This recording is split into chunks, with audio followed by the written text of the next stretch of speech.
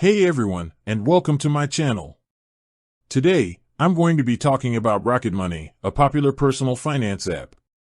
Specifically, I'll be answering the question, how much is a subscription to Rocket Money?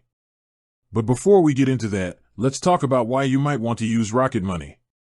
This app is designed to help you save money, manage your subscriptions, and track your spending. It can also help you negotiate lower bills and find and used services. So, if you're looking for a way to take control of your finances, Rocket Money might be a good option for you. But how much does it cost? Rocket Money pricing. Rocket Money offers a free version and a premium version.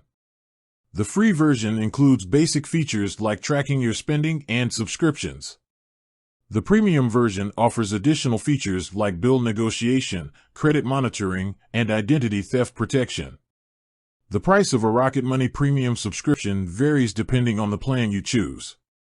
Monthly plans range from $6 to $12 per month, while annual plans range from $48 to $120 per year. There are also discounts available for students and military personnel. Is Rocket Money worth it? Whether or not Rocket Money is worth it for you will depend on your individual needs and budget. If you're looking for a way to save money and manage your finances, the premium version may be worth the investment.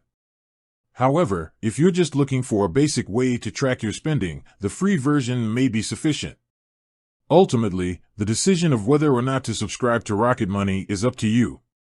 However, I do think it's a valuable tool that can help you save money and take control of your finances. So, that's all I have to say about Rocket Money. I hope this video was helpful. If you have any questions, please leave a comment below.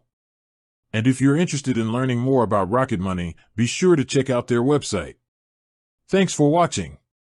Hey everyone, thanks for watching this video about Rocket Money. If you enjoyed it, please give it a thumbs up and subscribe to my channel for more personal finance tips. And if you have any questions, please leave a comment below.